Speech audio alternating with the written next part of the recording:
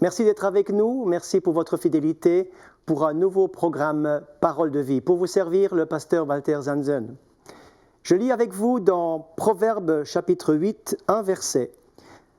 « La crainte de l'Éternel, c'est la haine du mal, l'arrogance et l'orgueil, la voix du mal, la bouche perverse, voilà ce que je hais. » Nous allons aborder un thème intéressant, mais aussi en même temps très délicat, important et pourtant commun aujourd'hui, le thème de l'orgueil. Vous allez me dire, mais pasteur, c'est pas vers nous qu'il faut venir avec ce thème, il faut parler de l'orgueil à ceux qui sont riches, ceux qui ont la puissance, le pouvoir, ceux qui ont de l'influence, c'est eux qui doivent entendre ce message sur l'orgueil, mais dans l'Église, chez les chrétiens, il n'y a pas besoin de parler d'orgueil, nous sommes tous très très très humbles. Mais la Bible s'adresse à des personnes qui cherchent Dieu, mais aussi à des chrétiens, des croyants, et elle a pas mal de choses à nous dire par rapport à l'orgueil. Qu'est-ce que l'orgueil ?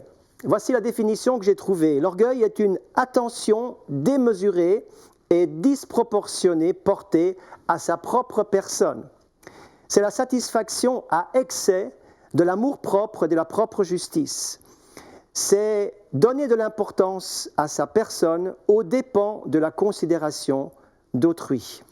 L'orgueil, c'est moi, moi-même, mes objectifs, mes ambitions, mes projets, mes valeurs, mes compétences, mes dons, etc. C'est la mise en avant de sa propre personne.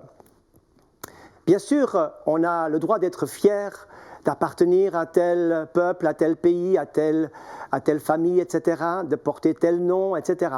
On a une fierté, mais voyez-vous, ces fiertés peuvent rapidement et sans crier gare prendre l'ascenseur. Et tout à coup, il y a comme une fierté qui devient et qui touche, qui frôle avec cet orgueil que Dieu n'aime pas. Dieu hait l'orgueil. Dieu déteste ces choses. Bien sûr, nous avons tous besoin de valorisation, d'encouragement et de reconnaissance. Mais lorsque vous vivez uniquement à partir de là, et lorsque vous avez besoin d'être applaudi, d'être reconnu, d'être félicité, d'être encouragé en permanence, et que lorsque ces choses viennent à manquer, que vous n'arrivez plus à vivre sans cela, il y a véritablement un problème d'identité et un problème d'orgueil. La preuve que nous sommes tous très très humbles, et que nous ne sommes pas du tout touchés par l'orgueil, entre guillemets, se montre par l'effet de la publicité. Parce que la publicité, c'est susciter en nous la valorisation. Vous allez avoir plus de valeur, plus de résultats, plus d'impact, plus de propre appréciation en achetant telle ou telle chose. Par exemple, si vous achetez tel produit, cela va vous valoriser. Mais vous valorisez par rapport à qui ? Par rapport à d'autres qui n'ont pas ce produit. Lorsque vous achetez, mesdames, une poudre à lessiver qui lave plus blanc que, mais plus blanc que quoi ? Ah ben oui, plus blanc que le linge de la voisine. Donc vous allez avoir un atout supplémentaire que la voisine. Vous allez donc vous sentir supérieur à elle. La publicité surfe sur ces choses en vous disant, si vous achetez tel produit, eh bien, vous n'aurez plus honte, vous pouvez vous démarquer, vous pouvez être quelqu'un en achetant ceci et cela, votre ego est flatté et vous êtes enfin à la hauteur comme monsieur et madame tout le monde. La publicité montre que cela marche très bien. Donc surfer et stimuler l'ego dans l'être humain et susciter de l'orgueil et une fierté démesurée, eh bien, c'est exactement ce que la publicité, ce que le monde essaye de faire et qu'il réussit très bien. Maintenant, Dieu déteste l'orgueil. Ce n'est pas le seul texte qui parle de cela dans les Proverbes chapitre 8, mais aussi Proverbes 6, 16. Il est dit, il y a 6 choses que hait l'Éternel et même 7 qu'il a en horreur. Et le texte commence par dire les yeux hautains, les yeux élevés, les yeux qui regardent de haut les autres, des gens qui se croient quelqu'un. Donc ce sont des choses que Dieu n'aime pas. Psaume 138, verset 6. Psaume 138. L'Éternel est élevé, il voit les humbles et il reconnaît de loin les orgueilleux. Il reconnaît de loin les orgueilleux.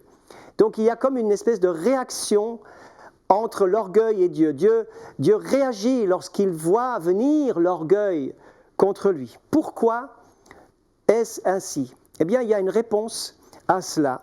Lorsque vous tournez dans le livre du prophète Ésaïe, nous lisons quelques versets dans Ésaïe chapitre 14 et le verset 12. Je lis d'après mon texte de cette traduction biblique que j'ai ici. « Te voilà tombé du ciel, astre brillant, fils de l'aurore. Tu es abattu à terre, toi le vainqueur des nations. Tu disais en ton cœur, je monterai au ciel, j'élèverai mon trône au-dessus des étoiles de Dieu. Je m'asseyerai sur la montagne de l'assemblée, à l'extrémité du nord. Je monterai sur le sommet des nues, je serai semblable au Très-Haut. Mais tu as été précipité dans le séjour des morts. » Dieu déteste l'orgueil. Pourquoi? Parce que l'orgueil a été trouvé chez Satan, qui était l'ange de lumière. Lucifer est devenu le diable à cause de cet orgueil démesuré qui était en lui. Il se tenait devant le trône de Dieu, mais cela ne lui suffisait pas. Il voulait être sur le trône. Si vous ne vous contentez pas de votre place, mais vous voulez toujours être au-dessus des autres, vous avez un problème d'orgueil. Satan était animé de cet orgueil démesuré. Il touchait à quelque chose qui ne lui revenait pas. Au lieu de donner la gloire à Dieu, il préférait avoir la gloire pour lui-même. Voyez-vous, lorsque vous êtes avide de cette gloire, de cette reconnaissance permanente, il faut que vous soyez au centre de tout. Il faut que vous soyez remarqué, applaudi, reconnu, aimé. Eh bien, il y a un problème d'orgueil qu'il faut discerner et confronter aujourd'hui. Le diable est un voleur. Il veut voler ce qui revient à Dieu seul, c'est-à-dire la gloire.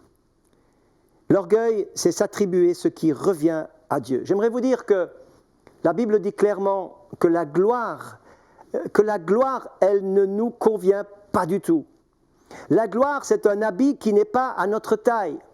Sur la terre, la gloire n'est pas pour nous. Dans l'éternité, la gloire sera pour nous. Et le Seigneur va pourvoir à ce que chacun soit reconnu dans sa perfection et dans sa totale justice. Mais sur la terre, nous ne sommes pas prévus pour porter la gloire parce que nous ne pouvons pas la porter. Elle va occasionner nos problèmes et notre chute, car l'orgueil précède la chute. Voilà encore un texte. Dans le Proverbe 16, verset 18, vous trouvez cela. L'orgueil précède la chute. Donc Dieu veut nous préserver de cette chute et il nous dit, attention, l'orgueil se campe très facilement à ta porte, à la porte de ton cœur. Revenons à un autre texte dans Ézéchiel chapitre 28 qui nous parle à nouveau de cette chute de Lucifer. Je vous ai lu tout à l'heure Ésaïe 14, Ézéchiel 28 est le texte qui donne d'autres compléments prophétiques. Tu as été intègre dans tes voies depuis le jour où tu fus créé, jusqu'à celui où l'iniquité a été trouvée chez toi. Verset 16. Par la grandeur de ton commerce, tu as été rempli de violence et tu as péché. Je te précipite de la montagne de Dieu et je te fais disparaître, chérubin protecteur, du milieu des pierres étincelantes. Ton cœur s'est élevé à cause de ta beauté. Tu as corrompu ta sagesse par ton éclat. Je te jette par terre, je te livre en spectacle au roi. N'est-il pas étonnant de voir que l'orgueil s'est logé si près du trône de Dieu? Voyez-vous, l'orgueil, ce n'est pas un problème pour les autres, pour les grands, les riches, les puissants de ce monde. L'orgueil se campe près du cœur, même du chrétien fidèle, même du chrétien qui se croit très, très, très humble, qui se croit le plus petit. Il peut y avoir de la grande fierté démesurée, même auprès de celui qui n'a aucun titre, aucune place dans la société. L'orgueil est un problème humain qui vient du péché et du cœur. Et l'orgueil a été semé dans le cœur de l'homme dès le début de l'humanité, lorsque dans le jardin d'Éden, Satan a cherché à convaincre Adam et Ève, vous serez comme des dieux. Donc il a déjà suscité cette graine, vous serez quelqu'un de grand, de beau, d'admirable, etc. Donc cette mise en garde de la Bible n'est jamais exagérée. La Bible n'exagère jamais. Cela nous montre que la racine de l'orgueil que je trouve dans ces textes prophétiques qui parlent de Satan, la racine première, c'est d'être indépendant de Dieu. Indépendant de Dieu. Vous allez me dire, mais moi, ce n'est pas mon souci, je n'ai pas besoin d'être indépendant de Dieu, au contraire, je veux être dépendant du Seigneur. Mais Satan voulait être indépendant de Dieu. Mais bien des gens veulent bien être sauvés, veulent bien être pardonnés de leurs péchés, veulent bien être guéris, veulent bien être délivrés, ils veulent avoir tout le bonus pour être quelqu'un de bien, pour être quelqu'un d'heureux, mais en même temps, ils ne veulent pas de la soumission totale au Seigneur et ils veulent rester indépendants dans leurs idées, indépendants dans leurs projets, indépendants. Ils veulent prendre des décisions eux-mêmes sans consulter le Seigneur. Or, si je reconnais que Jésus est Seigneur, qu'il est roi des rois, Seigneur, si je dis Seigneur, ça veut dire maître, c'est lui qui dispose de ma vie. Si je lui ai donné ma vie, alors je dois me soumettre à lui. Je dois être dépendant de lui pour toutes choses, pas seulement pour certaines choses, mais pour toutes choses. Je dois accepter ses absolus, je dois accepter ses paroles, sa volonté pour ma vie, même les choses qui peut-être ne me plaisent pas. Alors bien sûr, l'orgueilleux, il croit en Dieu, mais il ne veut pas que Dieu règne dans sa vie. Il ne se soumet pas aux absolus. L'orgueilleux va dire « je me débrouillerai par moi-même », tandis que l'humble va dire « j'ai tellement besoin que Dieu me secourt dans telle et telle situation ». L'orgueil donc trouve sa racine dans ce refus de dépendre de Dieu, puis ensuite de se soumettre. Il y a des personnes qui disent « ah, je ne me laisserai pas dire les choses par un tel », surtout par ce pasteur qui est plus jeune que moi. Je ne me laisserai pas dire les choses. Cette insoumission qui se réveille dans nos cœurs facilement est une preuve d'orgueil. Une preuve d'orgueil.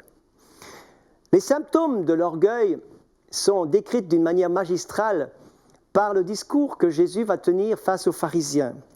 Dans Matthieu chapitre 23, vous lirez ces choses qui sont décrites d'une manière tellement précise et tellement juste.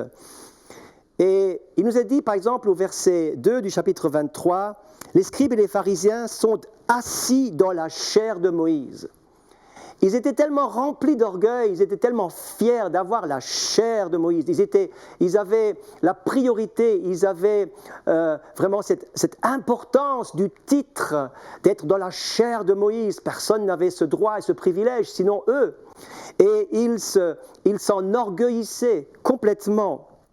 Mes amis, dites-moi, quel est votre attachement au titre ? Bien sûr, il y a des titres qui définissent la fonction d'une personne, mais vous ne devez pas vivre par votre titre, vous devez vivre par qui vous êtes dans votre personnalité et qui vous êtes en tant que chrétien, en tant qu'enfant de Dieu, en tant que fils et fille du Seigneur. Mais il y a des gens qui vivent par leur titre. Si on a oublié leur titre, ils sont malheureux. Ils ont perdu, ils sont énervés, ils sont de mauvaise humeur lorsque le titre fait défaut. Il y a des personnes qui ont besoin de superlatifs dans les titres pour exister. Il faut qu'on les appelle par des titres à rallonge pour que, enfin, ils soient honorés à leur juste mesure. Ça, c'est de l'orgueil démesuré, rien d'autre. C'est de l'orgueil. Ces titres montent à la tête de ces personnes et Jésus va dire dans les versets 8 et suivants, le temps me manque de vous les lire, vous les lirez vous-même. Dans Matthieu chapitre 23, où le Seigneur veut ramener ces choses à leur juste place, où il dit « Le plus grand parmi vous sera votre serviteur ». Voyez-vous, plus vous avez de titres, plus il faut venir vous servir. Tout le monde est à votre service. Mais Jésus dit « Le plus grand sera votre serviteur ». Ça, c'est l'Évangile. Quiconque s'élève sera abaissé, quiconque s'abaisse sera élevé. Dans les versets 6 de Matthieu 23, toujours, il est dit que ces scribes et ces pharisiens aiment les premières places dans les festins, les premiers sièges dans les synagogues. Ils aiment être salués dans les places publiques. C'est le culte de l'honneur, le culte du paraître, ce besoin du compliment permanent. Le m'as-tu vu, m'as-tu vu, m'as-tu vu, est-ce que la personne a été visible? Ces personnes-là, lorsqu'on prend une photo, un groupe de personnes, eh bien, lorsqu'ils reçoivent la photo ou lorsqu'ils regardent la photo sur un écran, ils ne regardent pas le décor, où sont les autres, mais ils se cherchent eux-mêmes. Est-ce que je suis bien sur cette photo? Est-ce que je suis jolie? Est-ce que je suis au-devant des autres? Leur place compte d'une manière démesurée. C'est de l'orgueil. Dieu dit, je déteste l'orgueil dans ta vie. Il faut confronter et régler ce problème. Malheur quand on les oublie, ils vous font le rappel bientôt pour vous rappeler à l'ordre. Ces personnes-là ont de la peine à écouter les autres. Et même, ça va plus loin, regardez ce qui est dit dans Luc chapitre 16, 14.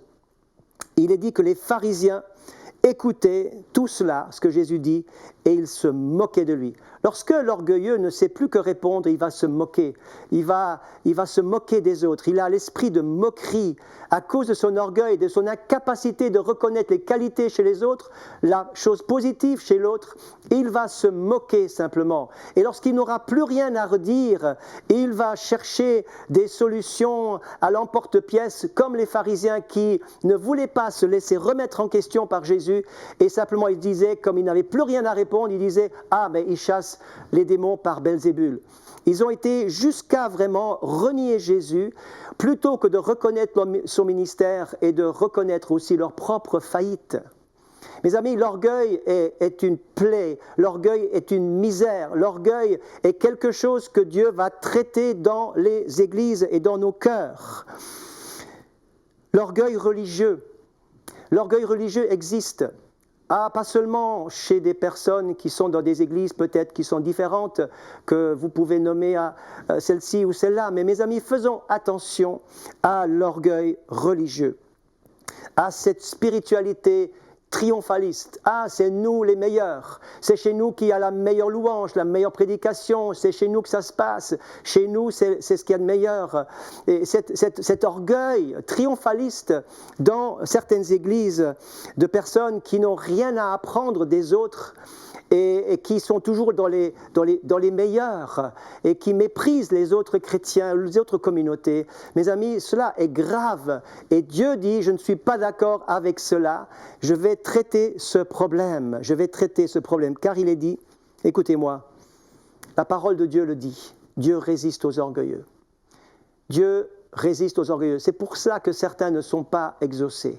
Certaines personnes ne sont pas exaucées parce que Dieu résiste aux orgueilleux.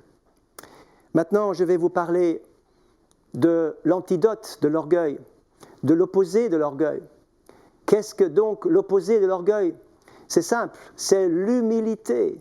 L'humilité était véritablement la nature du Christ, la nature de Jésus. Il était doux et humble de cœur. Laissez-vous attirer par ce qui est humble, dira l'apôtre Paul dans Romains 12. Intérieurement et extérieurement, Jésus a porté en permanence le vêtement de l'humilité. Je répète cela. Intérieurement et extérieurement, Jésus a porté en permanence le vêtement de l'humilité. Il est né dans une étable. Ses parents étaient pauvres. Il n'avait pas où reposer sa tête. Il a lavé les pieds de ses disciples. Il est entré comme seigneur dans la ville sur le dos d'un âne. Le lion de Juda, lui, le lion de Juda, est simplement l'agneau immolé. Il n'y a pas de meilleur exemple que Jésus lui-même. Ayez en vous les sentiments qui étaient en Jésus-Christ.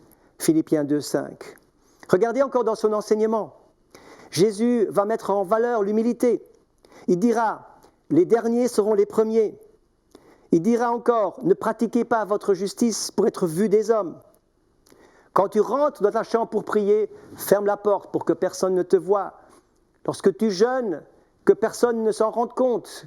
Lorsque tu donnes ton aumône, lorsque tu donnes ton argent, lorsque tu donnes par générosité, que la main droite ne sache même pas ce que donne la gauche. Il va dire, si vous ne devenez comme des petits enfants, vous ne pouvez pas rentrer dans les cieux, dans le royaume de Dieu. Heureux les pauvres en esprit, va-t-il dire dans le Sermon sur la montagne. Si quelqu'un veut être le premier, qu'il soit le dernier de tous et le serviteur de tous. Je voudrais encore terminer ce message dans quelques instants par 4 rappels importants sur l'humilité. 4 déclarations magnifiques sur l'humilité. Je trouve la première dans l'épître de Jacques. Nous lisons dans Jacques au chapitre 4 et au verset 6. Jacques 4, 6. Dieu résiste aux orgueilleux, je l'ai déjà dit tout à l'heure, mais lisons la suite. Mais il fait grâce aux humbles. Il fait grâce aux humbles. Avez-vous besoin de la grâce de Dieu ? Est-ce que je n'ai pas besoin de la grâce de Dieu jour après jour, du matin au soir, du soir au matin? Je dépends de sa grâce, j'ai besoin de sa grâce. Et l'apôtre Paul, qui avait cette écharde dans la chair, et Dieu va lui révéler, alors qu'il prie pour être libéré de ce problème que nous ne connaissons pas. Et le Seigneur va lui révéler, c'est pour ne pas qu'il trouve de l'orgueil. Il avait une telle révélation, une telle onction, une telle envergure, une telle bénédiction sur sa vie que l'orgueil tapait à la porte de son cœur, l'orgueil campait tout près de lui, l'apôtre Paul. Et pour ne pas qu'il tombe dans l'orgueil, il y avait un problème, peut-être de santé ou de faiblesse quelque part dans sa vie. Et il dit, Seigneur, délivre-moi de cela. Et ce problème persistait. Pourquoi ? Pour empêcher que l'orgueil détruise son ministère. L'orgueil peut détruire votre ministère et provoquer votre chute. Et nous connaissons tous des exemples où l'orgueil démesuré, l'indépendance, l'insoumission, etc., comme je l'ai dit, peut détruire et faire dévier un ministère qui pourtant a été d'une très grande bénédiction pour tous, pour des multitudes. L'orgueil précède la chute. Mais Dieu va dire à Paul, ma grâce te suffit. Dieu fait grâce aux humbles. Dieu fait grâce aux humbles. Deuxièmement, dans le psaume 25, verset 9, « Il conduit les humbles dans la justice, il enseigne aux humbles sa voie. » Si vous êtes humble, vous serez dirigé. Dieu prendra soin de vous. Dieu dirigera, conduira votre vie et il saura vous faire comprendre les choses. Les orgueilleux croient avoir tout compris, mais en réalité, ils ne comprennent pas, ils sont aveuglés par leur propre personne, par leur propre ego qui les empêche de voir les révélations. Beaucoup de gens tournent en rond parce qu'ils ne sont que eux au centre tout le temps. Et ils n'ont pas de nouvelles révélations de la présence de Dieu. Mais Dieu enseigne les humbles, il leur révèle sa présence. 1 Pierre chapitre 5 verset 6. Humiliez-vous donc sous la puissante main de Dieu afin qu'il vous élève au temps convenable.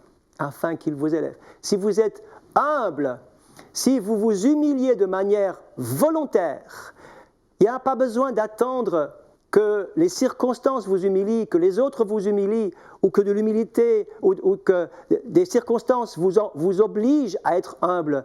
Il est dit, humiliez-vous vous-même sous la puissante main de Dieu. Le temps de jeûne est un temps d'humiliation, nous dit la Bible. L'humiliation est nécessaire et vitale pour nous conserver, nous garder dans la dépendance du Seigneur. Et là, la promesse nous dit, afin qu'il vous élève au temps convenable. Au temps convenable. Tout à l'heure, je disais que l'orgueil et la gloire sont des habits qui ne nous conviennent pas. Mais le Seigneur va nous élever en son temps. C'est lui qui le fera. Il n'y a pas besoin de le faire de soi-même. Un dernier texte, Proverbe 18, 12, magnifique. L'humilité précède la gloire. L'héritage complet, l'héritage final du chrétien auquel il ne faut pas céder, qu'il ne faut pas laisser passer, qu'il ne faut pas rater.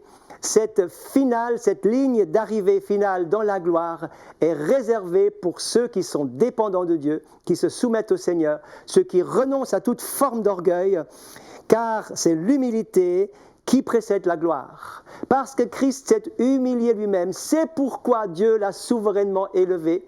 Il lui a donné le nom qui est au-dessus de tout nom, afin qu'au nom de Jésus, tout genou fléchisse devant lui. La gloire que Jésus a reçue à la fin, lorsqu'il est revenu auprès de son Père, a été le résultat de sa vie d'humilité, de son sacrifice pour nous et de son cœur doux et humble qui a tellement touché le Père. J'aimerais terminer par une prière. Père Céleste, aujourd'hui, je renonce à tout orgueil, car je ne veux pas que Dieu soit mon adversaire. Je renonce à l'insoumission, je renonce à la rébellion, je renonce à la susceptibilité, à l'arrogance, je renonce au regard hautain, au triomphalisme. Je renonce à l'orgueil à cause de ma position ou de ma fonction. Je renonce à l'orgueil à cause de mon apparence, de mon statut social. Et je déclare un péché que Dieu est, tout orgueil et toute forme d'orgueil. Mais je me réjouis des dons et des capacités des autres. Je peux me laisser encourager et j'accepte aussi d'être encouragé. Aujourd'hui, j'accepte d'être humble. Je veux recevoir la grâce de Dieu. Je veux être conduit par lui. Et je sais que l'humilité précède la gloire. Seigneur, je te remercie parce que tu fais rentrer ces valeurs merveilleuses dans mon cœur et dans nos cœurs à tous. Au nom de Jésus, Amen. Merci de m'avoir suivi, merci de m'avoir écouté. Prenez la parole de Dieu au sérieux, à cœur et au plaisir de se retrouver pour un autre message de Parole de vie.